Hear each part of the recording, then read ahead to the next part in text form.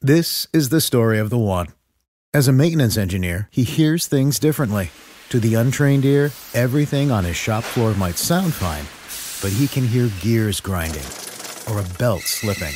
So he steps in to fix the problem at hand before it gets out of hand. And he knows Grainger's got the right product he needs to get the job done, which is music to his ears. Call, click Grainger.com, or just stop by. Grainger, for the ones who get it done.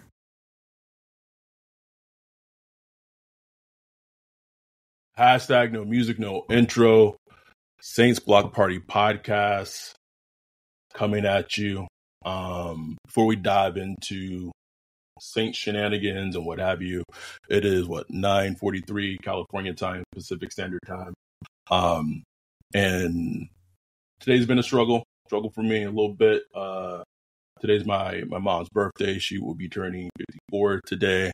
So, and just to honor her, have a little drink. This is my second one. We had a very very nice home cooked meal tonight, and just honored her with a little toast. And so I just wanted to my grandma literally watches us on YouTube like 4 hours or 5 hours a day. So yeah, so I'll know she'll see this, and so just want to continue to live up to my name and make my mom proud. So for the birthday, this is to you, Mama. Man. So the pivot away from something that is a downer to just right into another. I'm just kidding. So this, I want to say this. Ryan and I, especially Ryan, are trying to be conscious about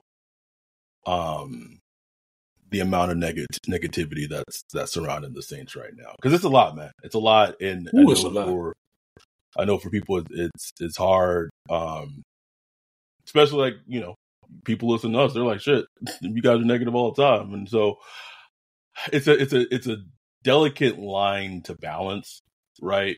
Because on one hand, people listen to us because we do talk shit of what it is, and we talk the reality of what's going on. 100.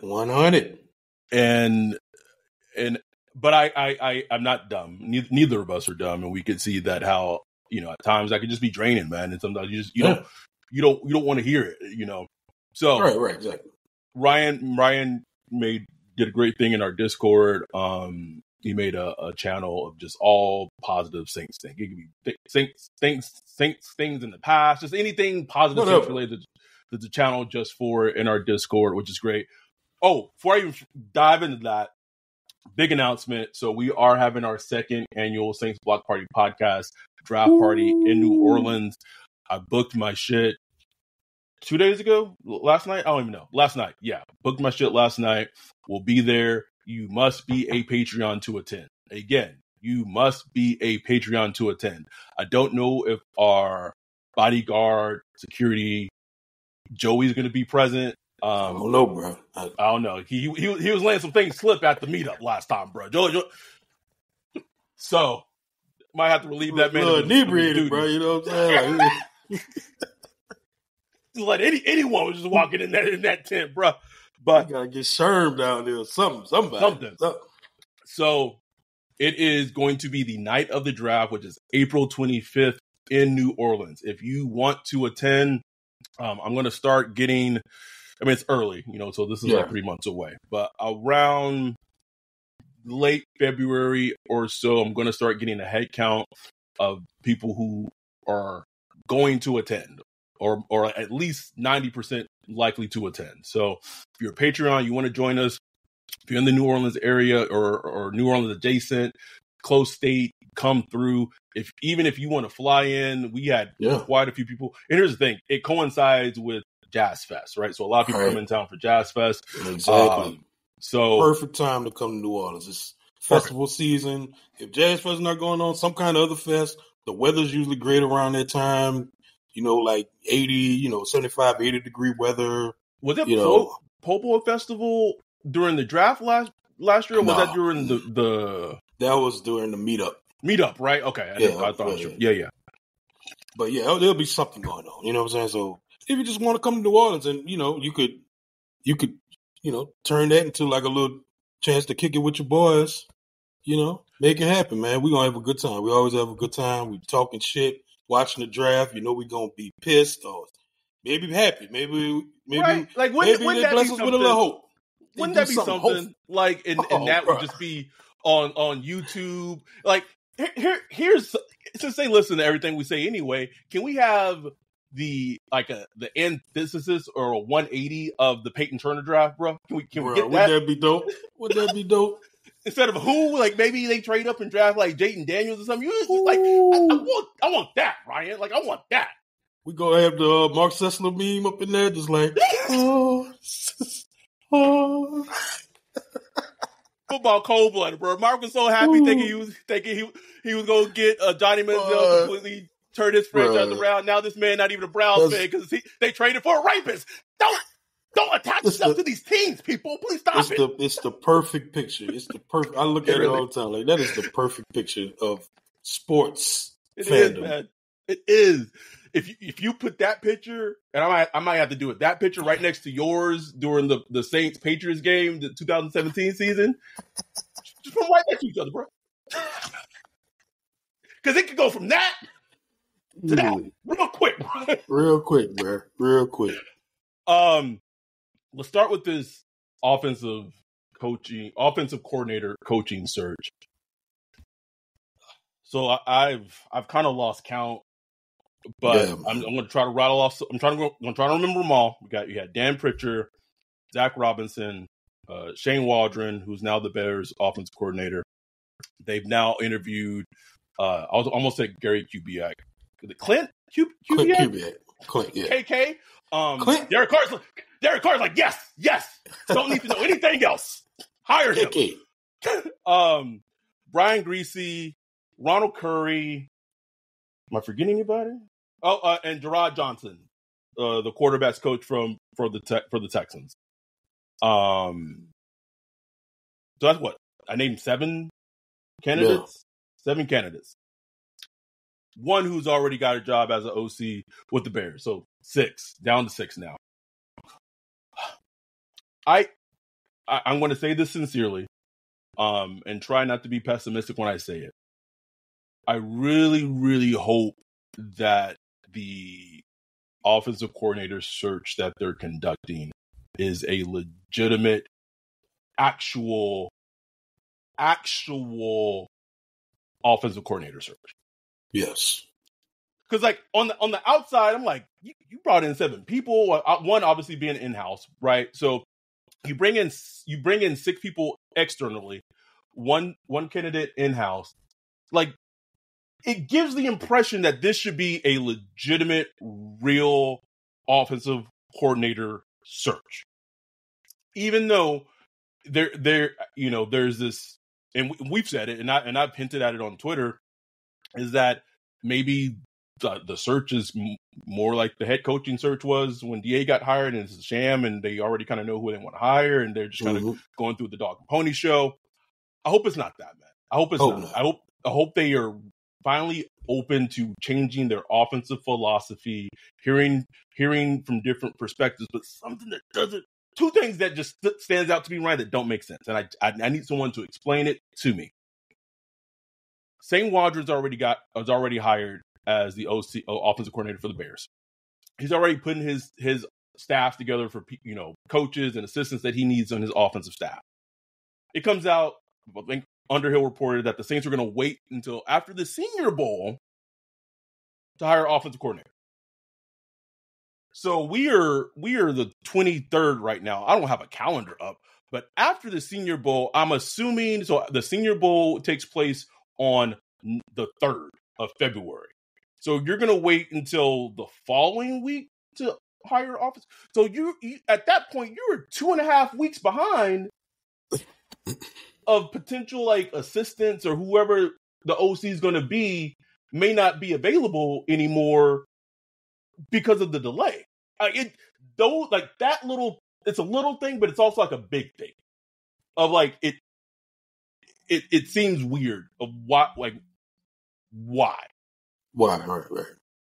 Unless it's a thing where are they waiting to hire to have the Senior Bowl, or do they wait to announce to have the Senior Bowl?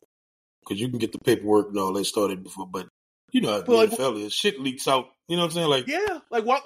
So, I don't even know what the logic of waiting to announce it would even be. I don't understand a lot. Like, once you find a guy, you decide on it. Hire the fucking guy. Like, I don't know what the Bears did. Right. Like, you know, if Zach Robinson is saying, hey, he goes through all his interviews and says, man, I like what y'all offering. You make this money work, we can make it happen. Hire the fucking guy. You know what I'm saying? Like, I don't know all these games, man. Like, man, get to it, man. Shit, please. I don't need the foreplay. Leave the foreplay. No, let's get right into it. Straight to it. Lights on. No me. Sorry. Anyway, what are your overall thoughts of this offensive coordinator search thus far? I like the direction they're going. They're going the whole Shanahan, McVay tree. Not even tree, branches of the tree. Just any little leaf we can find. Just take a little leaf here, And it's the hot thing. It's the sap. It's the sap of the tree at this point. And look, I mean, it makes sense, bro, because for the most part, it hits. You know what I'm saying? It's working, bro. It's working all over the league right now, man. All over the league, from the run game, the use of motion, whether it's gap scheme, whether it's outside zone, whether it's play action, under center play action, rollouts, and all that. Like we need it, bro. We saw towards the end of the season, Derek Carr start producing his production, improve. We saw the increase in the use of motion. We saw the increase of play action, and we saw him improve in those areas. We saw him play better. So I think it just makes 100% sense if this is a real search that is what they are looking for. So I hope it's true. Like I don't have any major opinion about who they should get, because none. You talking about QB coaches and stuff. You don't know what they bring. You just hope they make a good decision. You know what I'm saying? But I find all of them interesting. Brian Greasy, that's interesting to me. Zach Robinson is probably the hottest name out. Right. I don't have high hopes he'd come in, because, man, he a hot ticket for whatever reason. So we'll see, man. Like, it's just gonna be fascinating to have a new offensive coordinator, because we've had, the Pete Carmichael, Sean Payton system for so long, bro. Like, it's just gonna be interesting. Interesting, like, especially come training camp, preseason, to start really digging into to see how things are gonna look.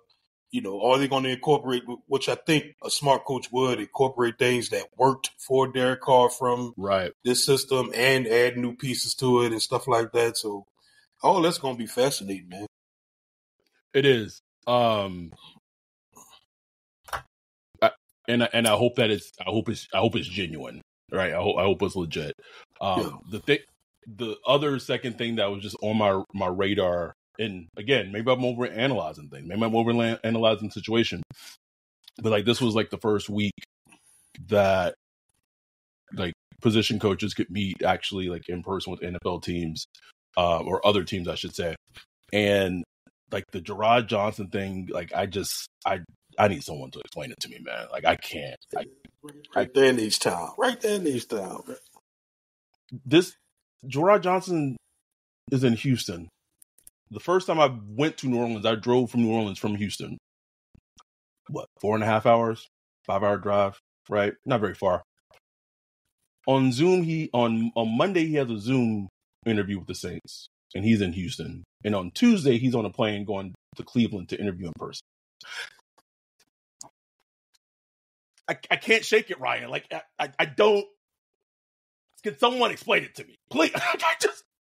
Because you cannot convince me this person's going to have a plan and lay out all these things in terms of how what he's going to bring to the offense.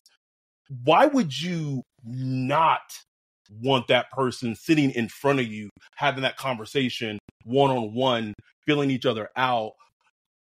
and he's like 4.5 hours away. Like that's the thing where I'm just like, is this real? Is it legit? Is it genuine? I don't know, man. But it just, well, the first thing that come to mind is people is Rooney Rule. You know what I'm saying? Like, okay, is this a Rooney, check box or whatever? You hate to be that cynical, but I mean, it is what it is. That's the reality. That's just reality. You know what I'm saying? And I don't know. I don't know what to think about it. But to me, it goes back to what we always talk about: the ego, the hubris that comes just from that whole front office and coaching staff. Like, like we ain't got to sell ourselves to them. They got to sell themselves to us. You know what I'm saying? We didn't know all the sights. What you talking about? I'm Mickey Loomis. I got 200 wins under my belt, baby. Like what? Like what you talking about? You know what I'm saying? That's just a feeling I get from them. Whereas to me, they should be going out and sitting that Benson jet over there, scoop them up, bring them, show them the facilities. You know what I'm saying? Sell yourself. Have you ever seen Step Brothers? Maybe not. I don't know if you've ever seen Step Brothers. Oh, Will Ferrell? Mm-hmm. No. Okay, so there's a part towards like the end of the movie where him and John C. Reilly like go to like interview for jobs, and they start doing like these joint interviews where they go to interviews together. And like in one of the interviews, they start interviewing the employer. That's how these like if DA is conducting these interviews, bruh, I know these candidates is like, wait, you got 24 wins in 24. No, let me ask you some questions right here, sir. Right. Like, what? Asking me questions? For you, exactly. Why should I come here? Like, that's what the question is. Right. Exactly. All right, let's take it to the flip side. Let's say for whatever reason, and I'm not saying anything for certain, but let's say for whatever reason, this offensive coordinator search is not legitimate. And let's say this is a way that the team is trying to like give this facade that, guys, we really tried. Like we interviewed 6 people, like 7 total. We really tried to find an offensive coordinator, but the best we could do is, and this, I want to make preface by saying this is no dig at Ronald Curry, but best we could do is promote Ronald Curry. But, because he's the first time OC, like maybe we'll just put John Gruden as a senior offensive consultant role, just help him out, help him do the game plan. Would that in any way, especially what we kind of saw with the head coaching search and that not being a true head coaching search, would that in any way like annoy you as a fan to think that this is happening again and them not having open eyes to anything different? Yes, it would be very annoying. I mean, put the racist, homophobic, sexist emails to the side. Let's just put that to the side for a second. Big lips beast. Sorry. Just Michelin tire. Michelin tire lips. Just put that to the side. It's just it would feel like, man, y'all really ain't trying, right? You know what I'm saying? Right. Like you want to sell us that you're trying, but you really ain't trying. John Gruden is, I've said it over, he's a very good offensive coach. He is. His Raiders offenses were good. He's a good offensive coach, but I do think the Saints, we got to start looking to the future here. You know what I'm saying? We got you go watch the NFL these days. It's time to start being a little more progressive. Get some young blood in there. I mean, he hasn't been a play caller in 27 years, like a play caller only. You know what I'm saying? He's been a head coach and a play caller. But just like working under somebody, not being the guy, it's been 27 years, bro. That's a hard thing to do, bro. Hard thing to do. And then if you do the whole thing where he's a offensive senior official or something like that, then you got somebody looking over Ron Curry back, and is it going to be Ron Curry's system, or is it like out of all? Not that someone looking over Ron Curry's back would be bad enough, but out of all people looking at think if you Ron Curry, how you feeling right now, bro? Like how you feeling? What are you doing? Play action pass right now? And look, I mean, bro, I don't know. I hope it's not the case. And I hope it's not the case. I would even say, like, if that's the plan, like, could y'all at least be like smart and go get like the other Gruden? Like, could you get Jay instead? Like, it gotta be John. Like, okay, Jay, shit. At least Jay's emails ain't out. Like, at the very least. Hey, I was talking to somebody today. I ain't gonna say who, but I was talking to somebody on DMs. Like, bro, I think Goodell sitting there, he probably got a nice little zip file that he ain't released yet of them emails. Just wait. Like, okay, y'all make that move.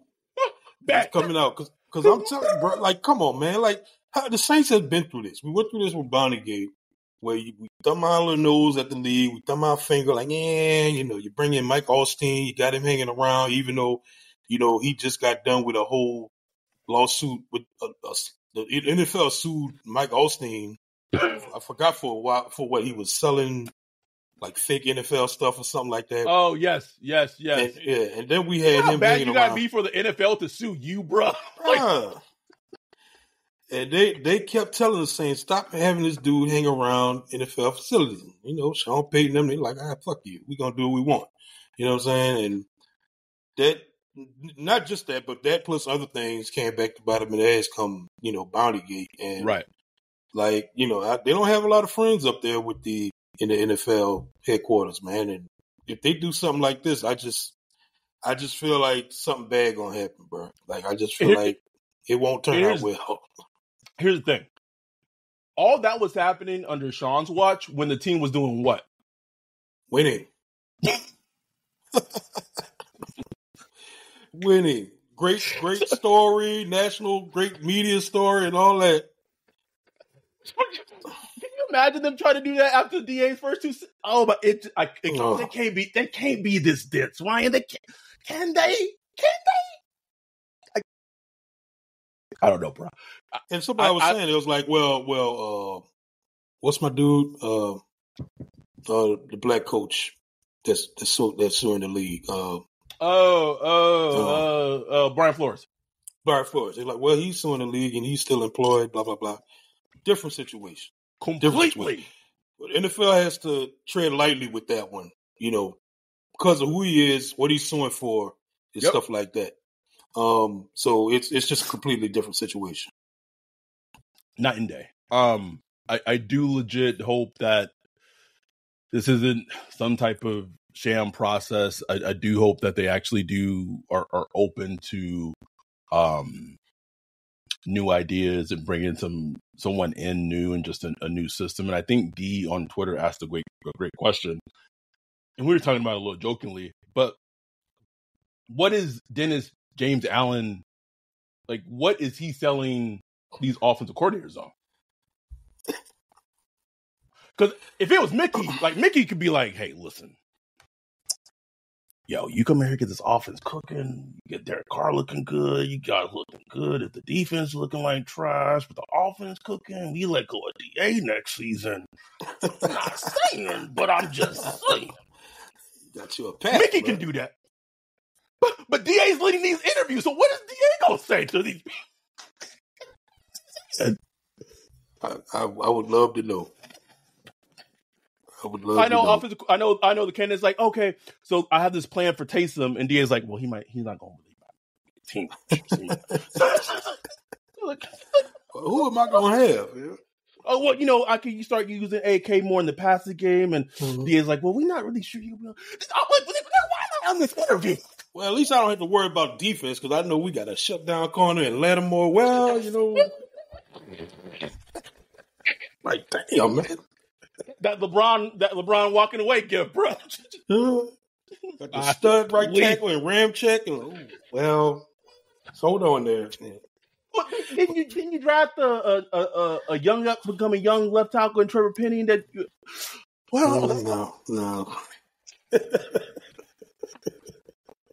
I would love to be the fly on the wall. Yeah, bro. I had to bring this up, and it kind of just goes to show. And we talked about we talked about on the podcast. We've also had the discussion in our Discord of kind of like what has led the Saints to being kind of the position they're in. It's like not good coaching, not replacing good coaching, and then letting players leave and not replacing those players with equivalent players of that caliber or better players. So our dude John Hendricks put a thing, like an article up talking about like the Saints and loving the Senior Bowl, and you know, in the article it was like a thing of like how many players I think drafted from the Senior Bowl and what have you. And I looked at it, man. I'm gonna read these players off to you. Mm-hmm. Since 2017, and this tweet blew up a little bit. I wasn't expecting it to. We'll list off all the players that they drafted from the Senior Bowl to you right now. Okay, 2017, Alex Anzalone, who's in the NFC Championship game. His career arc is very interesting because like he was like good and then he was like bad and he was like very bad and now he's like decent again, which is really amazing. 2018, Marcus Davenport, Traquan Smith. 2019, Eric McCoy. 2020, Adam Troutman, Zach Bond. 2021, Peyton Turner, Ian Book. 2022, Trevor Penning, Alante Taylor, DeMarco Jackson. 2023, Isaiah Foskey, Nick Salaverde, Jake Hayner. Can we, whatever the travel arrangements are of going to the Senior Bowl, cancel those. The rental cars, the lodging, cancel all of it. Please. Oh, man. That is I mean, 1, 2, 3, 4, 5, 6, 7, 8, 9, 10, 11, 12, 13, 14. That is 14 players since 2017. Man. And Eric McCoy and maybe Eric McCoy, Anzalone, and then maybe Alante. Like, that's 3 out of 14? Oof. So we talked about how it's important in terms of like changing, potentially bringing in someone new offensively, changing philosophies, getting some new ideas, blah, blah, blah. Jeff, Ireland, whatever the formula is in the draft room, can we shake it up? Can we stir it? Can we mix it up something? Because it's not working. And you know why they like those Senior Bowl guys? Because, you know, they're seniors. A lot of scouts, you know, typically like seniors because they played a lot. You know, they tend to be, you know, and then, you know, there's something to players that go to the Senior Bowl that's trying to prove and all that stuff. But I mean, a lot of times them dudes just tapped out, man. Like, they are who they are. You know what I'm saying? They just gotta be careful, man. Be careful. You know, they fell in love with Marcus Davenport there. They're just like, ooh, look at this big heart. I remember going after we drafted him. I went back to watch his Senior Bowl performance. Big sicko over here. That's why I was sick. And, you know, just watching, let me see how this dude look, you know, because it was hard to find tape on him. Shit. You know what I'm saying? just like Peyton Turner. But you weren't. Could watch Peyton Turner, like. Yep, there should be a rule. I'm going to make this a rule for the Saints draft room. If I go to YouTube and if I type in the player's name versus and hit search and shit don't come up, don't draft that player. Don't draft. Put UDFA next to him or something. God damn. Sorry. You're killing me, bro. They kill me with that, man. Rick Leonard, bro. I have never in my draft Nick watching life see two broadcasts not have a single fucking snap. Goddamn. Egg emoji. They put an egg emoji up there. To the egg advent. We don't even know who this guy is. The Thanos, I don't even know who you are. I'm sorry, bro. All right. Sorry. Getting back to your two first thing. Oh no, it's just like you know, they get some good talent in there, man. Like whatever means necessary. Senior Bowl coming up next week. I still don't know if I'm gonna go catch a practice or not. I'm just like, you got to go a day. Part of me want to because they do draft people from the Senior Bowl, so it's like right. You want to put an eye on a guy, something like that. But man, it's like if I could be there, like work it out if I could have financially wise, you know, what have you, I would have just loved to go to just see Penix throw. Not that I even think he's not even in the first round equation, I think, for most NFL teams right now. But, like, we talk about quarterback quite a bit on the pod. And, like, to me, he like, really hits that mold of maybe the perfect quarterback that they could get in round 2 with Denver's pick and kind of just, storm to the side, right? Just like, hey, don't got to worry about nothing. Get fully healthy, learn the offense, blah, blah, blah. I would just love, I would love being there just for that alone. Oh, yeah.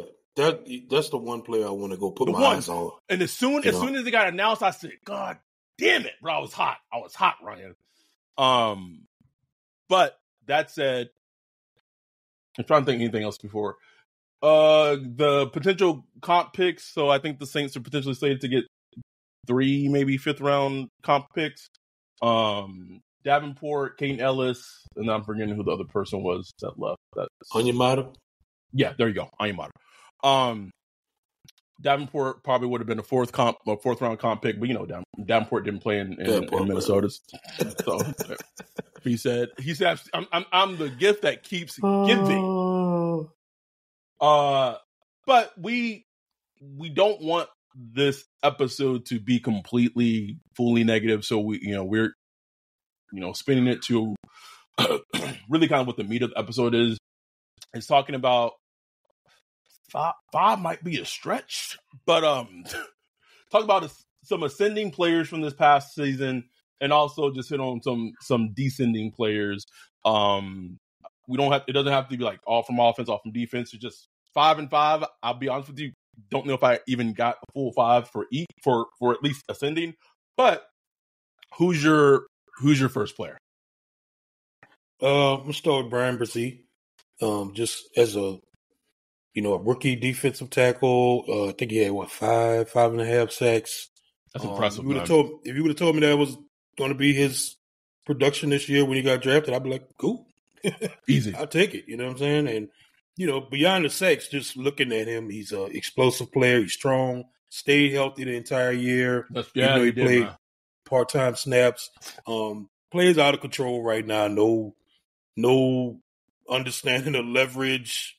He's just out there. You know what I'm saying? Just athlete just out there. So obviously, when coaching and all that stuff, that's gonna play a part of him being better and getting more experience. But you just see like that raw piece of clay. You do, man. That you can mold and and be just a disruptive force in the middle. And the Saints needed desperately they needed, man.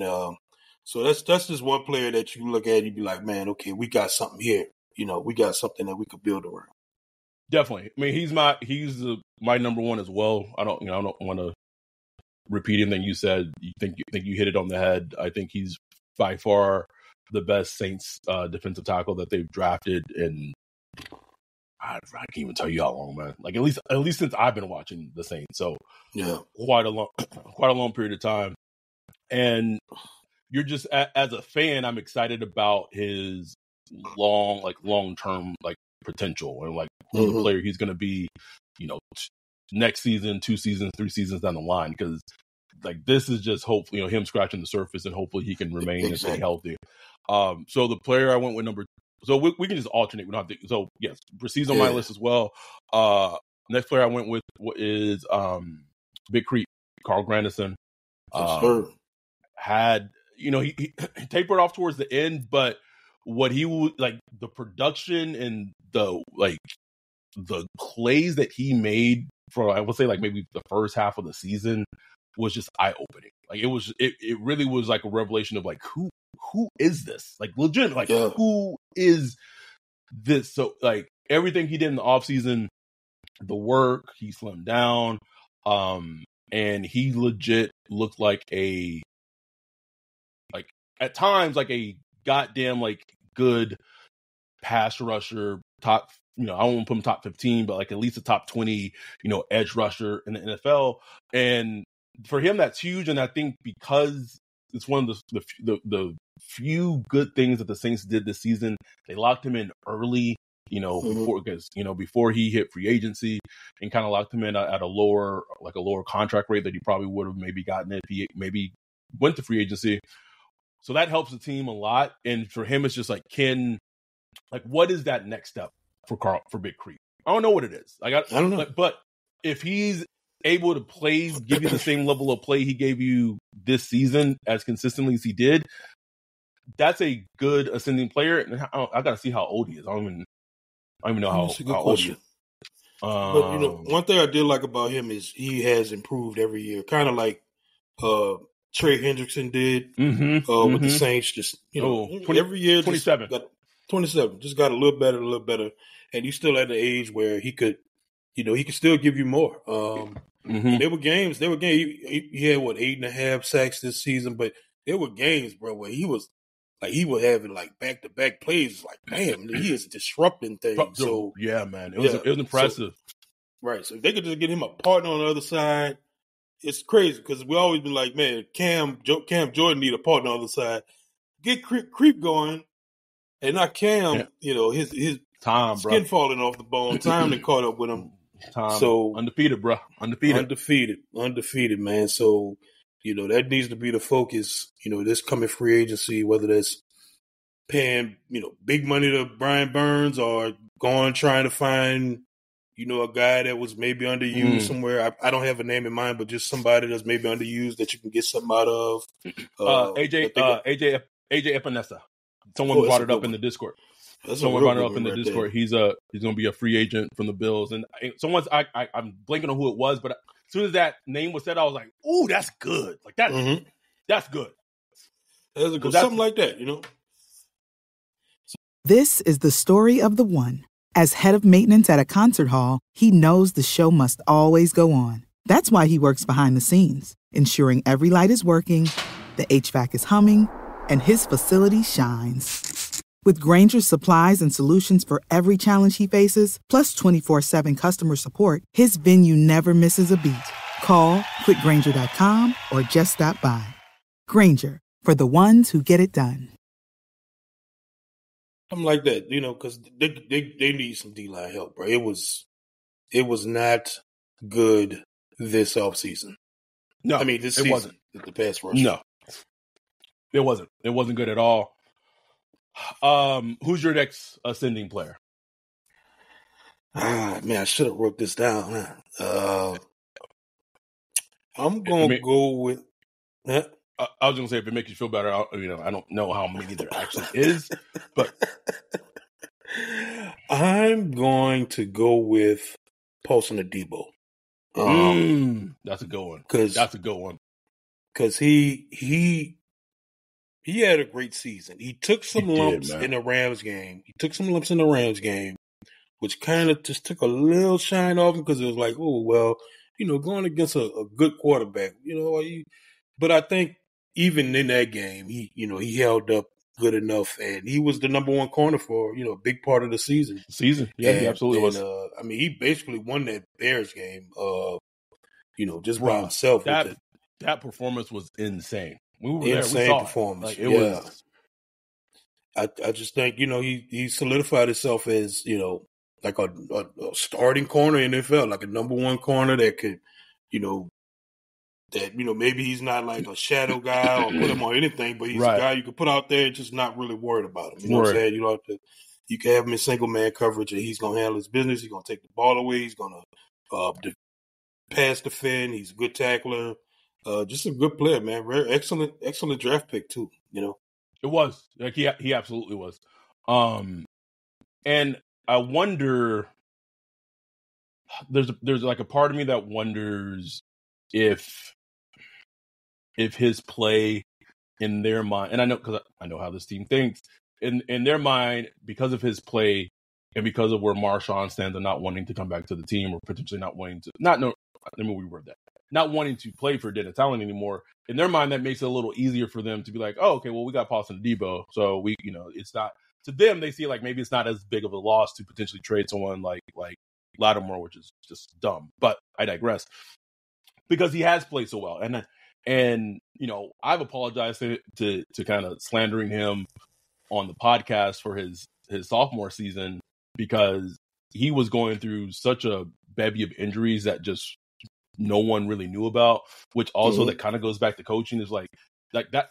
cornerback's like one of the big positions where if that player is hurt, like it is going to be very obvious the player is hurt. Yeah, absolutely.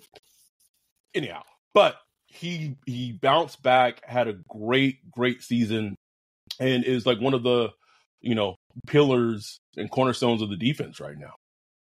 No question about it, man.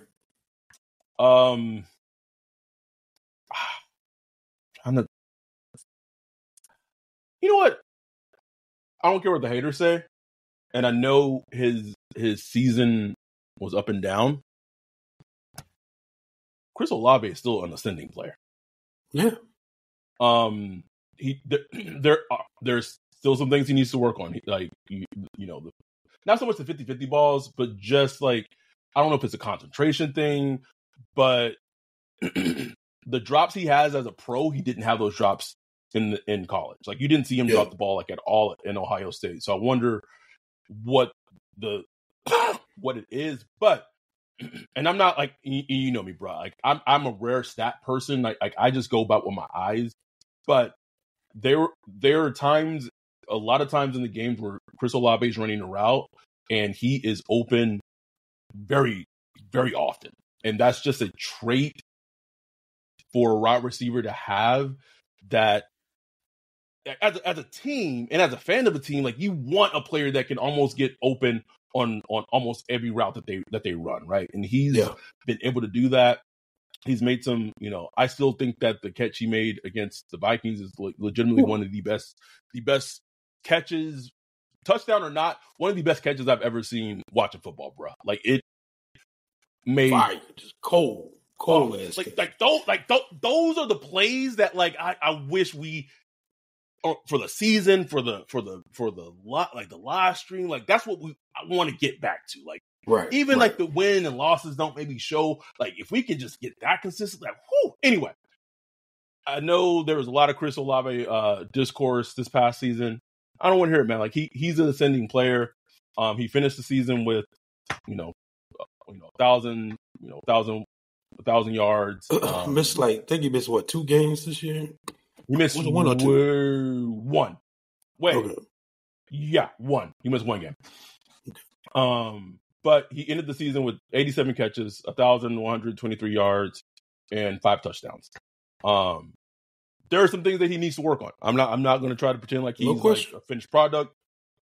But just, is he an ascending player on the team? He absolutely is. Hopefully he's ascending enough where it's not questioned and his roster spot, is not in question. And I just don't want it to be a situation where, even though he may be ascending, I don't want them to be like, well, he doesn't really, him and Derek Carr, maybe him and DA. Like, I don't want that. Like, he's a player that you need to have on the team if the team is going to be successable. Straight up. And he's a player that whoever the offensive coordinator coming in, needs to, have a plan for. Like, we're going to feature Chris Olave. I'm telling you, go watch the tape, y'all. Like, go put on all 22 and watch Chris Olave. Don't worry about where the ball is going. Just watch him. The dude gets open so much, bro. It's ridiculous. Like, it's ridiculous. I mean, he beats him all kind of ways. He beats him with speed. He beats him with quickness. Sometimes beats him with physicality. He's just, he can be a legitimate stud in the NFL. And like I said, like even with this season where he had like a 3-4 game stretch where he was in a slump, he still put up over 1,000 yards and almost 90 catches. So, there's a lot there to be tapped into. The one thing I cannot escape from my mind, just really quickly going back to the potentially like John Gruden be on the offensive staff. I don't remember what game it was because I don't remember who they were playing. But there was a game that the Raiders were playing a team, and this was before Henry Ruggs had, killed someone. And John Gruden called up this play, and Derek Carr launched that bitch like 70 yards. And Ruggs like ran underneath it, caught it for a touchdown. I'll send you the play. I'll text it to you after the podcast. I can't in my head get out of my head of like in the background, John Gruden little fingers like ooh. Mm-hmm. Mm-hmm. I can do something with this. Can do something. Anyway, sorry, but ascending player. Who's your next one?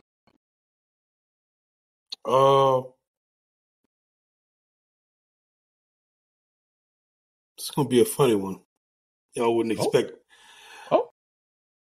Andrews Pete, baby. Yeah, my guy, man. My guy, Andrews Pete.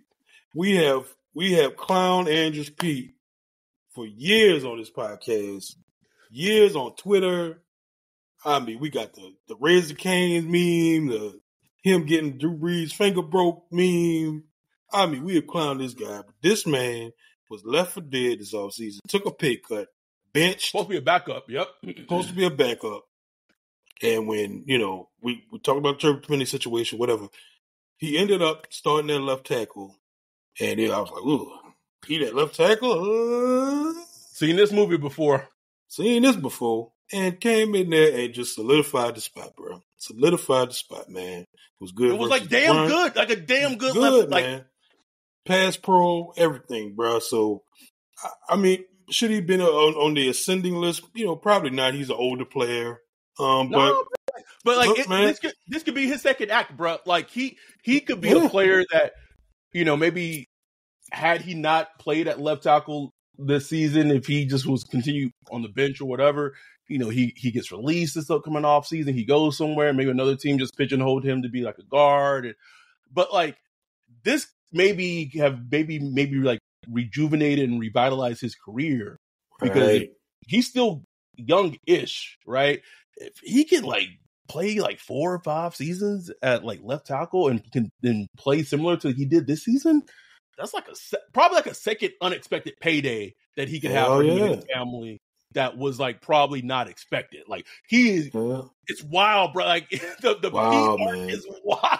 Right? It's crazy. And I think it was Brooke from NOF who talked about like, during training camp, he kind of looked like he was kind of done. Like, you know what I'm saying? Just confidence-wise, just looked like a guy that was just kind of like, I don't even know if I want to do it anymore. You know what I'm saying? So for him to come and just, solidify that spot and rejuvenate himself, man, that's just good on him. You know what I'm saying? Good on him. As somebody who's clowned Pete a lot, good on him. So for real, let's man. go, Andrews. Pete gonna Pete, but hopefully not. Pete gonna Pete just in all Pete ways. Gonna Pete is gonna be a good thing, though. Like, bro, Pete Pete. He done changed the narrative, bro. He said, "Yeah, change the narrative, bro." Can the rest of the Saints in the front office follow behind Andres Pete? Can y'all change the narrative? Shit, please. Last player that, not last player. I actually have two more players. Not good. Okay. Bubble guts. Bubble guts here. Oh no. A.T. Perry, and it's a little. It might be a little premature. But we watch enough football. When the eyes just tells you, the eyes know, bro. Like the eyes know. And he brings a dimension and element to the Saints offense. Obviously, Michael Thomas probably played his last down with the Saints. That when and if Michael Thomas is not going to be on this team, they need like a physicality, aspect to the offense. And A.T. Perry brought there was a play he made in the Falcons game that it looked like it was Michael Thomas that ran the route, the way he caught, just the way he caught the ball strong. He came in, he struggled a little bit, in rookie mini camp and struggled, and then he started making plays in OTAs, started making plays in training camp, and then he was just inactive for the longest time. We just like, what? We don't know why Keith Back was getting snaps over A.T. Perry, but like, I don't know. Oh, then he had the good preseason game. He even got the preseason game, right? Yep. And he starts getting opportunities. It first kind of started with Jameis because Jameis, unlike Carr earlier in the season, was just throwing the ball up and just giving his receivers opportunities to make plays, and A.T. Perry made them. Also works out after training camp with A.T. Perry and the young reps. But I don't know. and Derek he Carr just do that? I don't know. I don't know, bro. I don't know. Who knows? But he steadily got better throughout the season. Like, he's a player that I'm excited to watch going forward. Right. And this does not feel what Adrian Arrington is. Like, this feels like legitimate. No. Like, this, yeah. It feels legitimate. I would say it doesn't even feel Tre'Quan Smithish. You know what I'm saying? Like, it feels like you got a player here. You know, I mean, is he going to be like a number one wide receiver? Probably not. Right. But you see a guy that can add a dimension to an offense that you need, because you got two speedy, quickie type wide receivers in Chris Olave and Rashid Shaheed, and then you get the big body. And man, if you could add another big body wide receiver, maybe, or a big downfield guy or something like that, then you got like a nice offense that could beat you all type of ways. Mm-hmm. Basketball team that could, hit you with the quick, hit you with the post, get a tight end in there, Powers, like, man. That's my guy, Ryan. That's my guy. That's my guy. Let me ask you this. And we'll get back to it, but, so he was the Mel Kiper's first mock draft came out today. It gets released. For what I know, I just went through like the first 15 picks, and I sometimes, like, you read a mock draft, especially Mel's mock drafts, you just like, what the fuck is Mel thinking, right? I was going through every pick, and I was like, damn, Mel in his bag on this bitch, bro. Like, Mel was cooking that bitch. It every pick made sense. The one I kept going back to is Brock Bowers at 5. Where he gets drafted, to me, positional wise value, and just in how the NFL equates that, is going to be such a fascinating thing for me to see. We saw Kyle Pitts get drafted 4th overall. That's not working out well. He wants to be out of Atlanta, what have you. Like Kyle Pitts as a prospect and Brock Bowers as a prospect, like, they're not even on the same tier, bro. Like it's not close. But the team that Brock Bowers continuously gets associated with is the Los Angeles Chargers. Yep. And I made a tweet about it, and I was just like, that offense has Justin Herbert, Rashawn Slater, Zion Johnson, Quentin Johnson, and then much earlier, Mike Williams. Those are all first-round picks. The Chargers defense has largely been ungood for it's one of those. This is going to be a prime example of best player available versus need. Mm-hmm. And I'm fascinated to see how it plays out. Yeah, because I'm really fascinated. Bauer's talent should get him drafted top 5 easily, like, without question. Will it though? I don't know. But that's one of my few draft bays this year for the draft. It may be a pipe dream, but that's one of the picks that if he was the pick at 14, you might see us on the live stream. Like, it'd be lit. So anyway, any other player for that's ascending?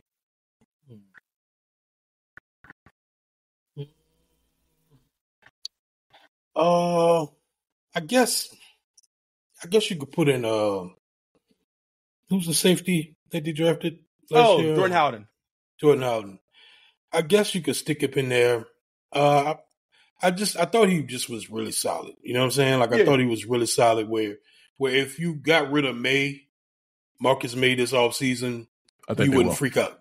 I do too. You wouldn't freak out. You'd be like, okay, I got something. We can build with this dude. Right. And even though Abrams, to a lesser extent, is like a PJ Williams type. Right. Not a starter, but a guy that can come in and give you some snaps or whatever. I think with Abrams, if you minimize the areas that he's not good in and just use him to his strengths, that's it. He made some damn good plays towards the trail end of the season, man, for the Saints. Exactly. So Jordan Howden made some really good plays. I think he can ascend, is how I'll word it. Right. I think there's potential for him to ascend. Exactly. So you know what?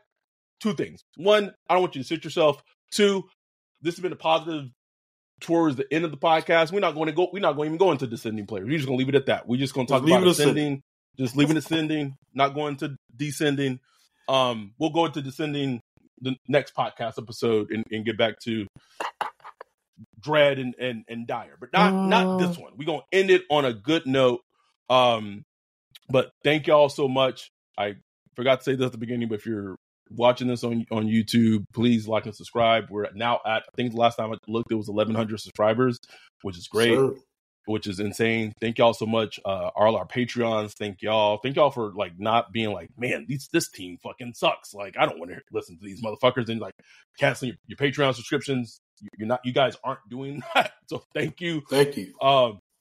We're really hoping, just like last draft season last year, as the draft got nearer and the meetup for the draft got closer, we really hope that we do get some more Patreons and to be able to come and join and be at us, drinking, having good food, and just enjoying the draft. Like, even Saints aside, bro, like just having like, we make the rule, like if you're coming to the party, there's no, like, you can, like, no phones. If you know what the pick is or whatever, don't announce it. Don't say shit. Just being in the moment of just everyone just finding out the pick together. Last year was cool. And I believe Bunch, if I remember correctly, had the highest, or maybe it was Max. Either Bunch or Max had the highest, correctly guessed players. But thank y'all so much. We really appreciate it. We'll be back this upcoming week. Maybe Friday. We'll figure out when to do the live show. So any questions y'all got, let us know. We're actually going to try this time to legitimately have someone for the community join us to be a part of the show as well. So we appreciate y'all. We love y'all. We thank y'all. Like everything on Spotify, Apple, however you listen, YouTube. With that, we're out. Peace.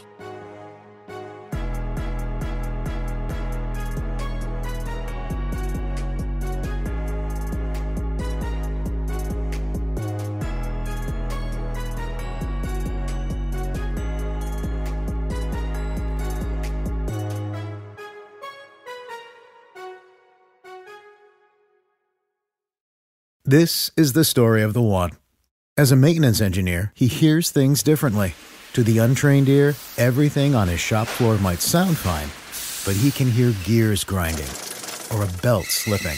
So he steps in to fix the problem at hand before it gets out of hand. And he knows Grainger's got the right product he needs to get the job done, which is music to his ears. Call, click Grainger.com, or just stop by. Grainger, for the ones who get it done.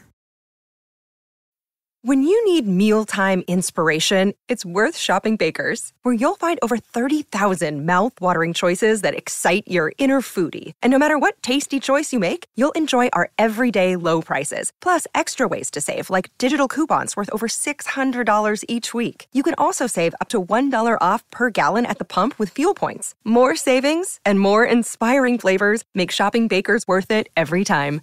Baker's, fresh for everyone. Fuel restrictions apply.